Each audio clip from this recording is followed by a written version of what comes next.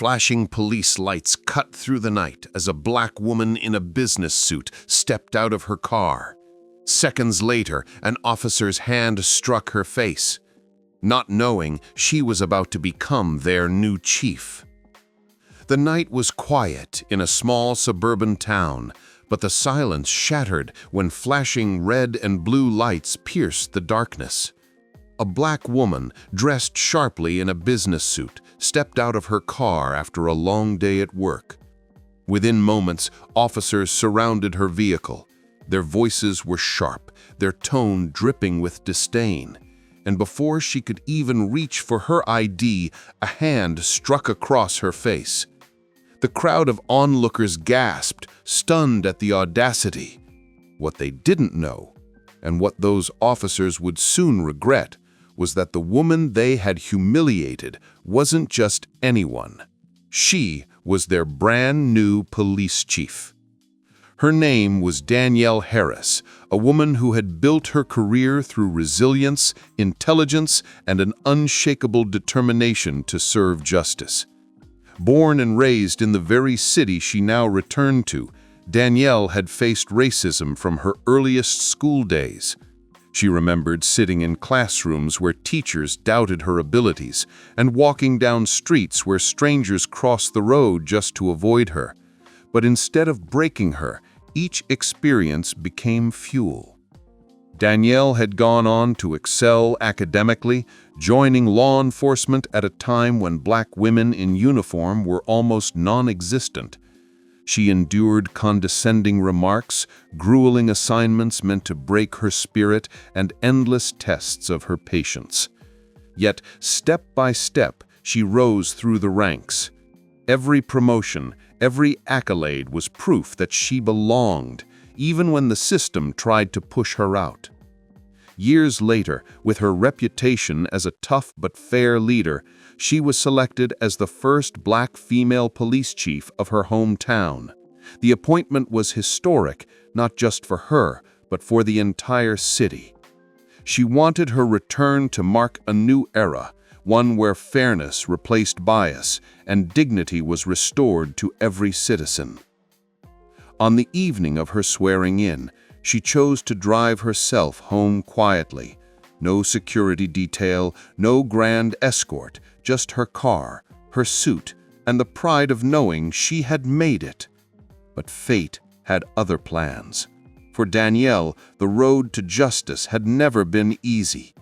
And on that night, the very officers meant to serve under her command were about to reveal how deep the old wounds of racism still ran. It started with something as ordinary as a traffic stop. Danielle had signaled, slowed down, and parked at the curb after seeing flashing lights in her mirror. She knew the protocol all too well. Hands visible, movements calm, voice steady. As someone who trained officers herself, she had lived this process countless times. But tonight, the script flipped. 2 patrol cars boxed her in. A third one pulled up behind. From the tone in their voices, Danielle immediately recognized the hostility. Not caution, not professionalism, but raw prejudice. "Step out of the car," barked one officer, his hand already resting on his baton. Danielle opened her door slowly, her posture composed. She had learned that calmness could diffuse tension, but it didn't matter. Before she could speak, another officer shoved her against her car. "What are you doing in this neighborhood?" he sneered. Danielle tried to explain. She lived just blocks away. She was returning home. But her words drowned under accusations. She was asked if the car was stolen. She was asked why she wore a costume that made her look like some lawyer.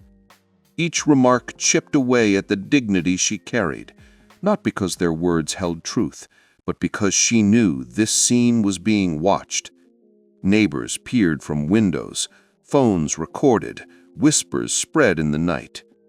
Then came the slap, a sharp, humiliating blow across her cheek. Gasps echoed from the crowd. Danielle didn't cry out, didn't retaliate. She stood there, steady as stone, her silence heavier than any protest. The officers didn't stop. They barked threats of arrest, talked of teaching her a lesson, and twisted her arm as if she were some petty criminal. The irony wasn't lost on her. She had spent her career fighting for integrity within law enforcement, and here she was, reduced in their eyes to nothing more than a stereotype. As the seconds stretched, Danielle's mind replayed the faces of those who doubted her throughout her career. She thought of the young officers she had mentored, telling them to rise above hatred. She thought of her late father, who once told her, "They will try to break you, but your strength will remind them who you are." Little did these officers know, the woman they were degrading would be their superior by sunrise. The night crackled with tension. The slap wasn't just physical, it was symbolic, a reminder of the deep rot of prejudice still festering in the very institution she was sworn to lead. And though the sting burned on her cheek, her resolve only hardened. Morning came swiftly. The city hall brimmed with anticipation, local leaders, reporters, and officers lining the room. The officers from the night before stood among the ranks, smug and unaware. To them, last night was just another lesson they had delivered, one they probably laughed about later. Then the mayor stepped forward, microphone in hand. "Ladies and gentlemen, it is my honor to introduce our city's new police chief, a leader who represents change, resilience, and justice, Chief Danielle Harris." The room erupted in applause. Danielle walked to the podium, her presence commanding, her cheeks still faintly red from the slap. Gasps rippled through the crowd as people recognized her, the woman from the viral video already spreading online, the same woman humiliated by her own officers. The officers' smiles faded, their eyes darted, their posture stiffened. The weight of regret pressed down on them, heavier than any handcuffs they had ever placed. Danielle scanned the room, her gaze steady, landing briefly on the very men who had struck her. They squirmed under her stare. For a moment, silence reigned, the kind that makes every heartbeat sound like thunder. She began to speak, her voice calm but laced with steel. She spoke of justice, of dignity, of the need to rebuild trust between citizens and police. Without naming names, she spoke of abuse of power, of the scars left when authority is used as a weapon instead of a shield.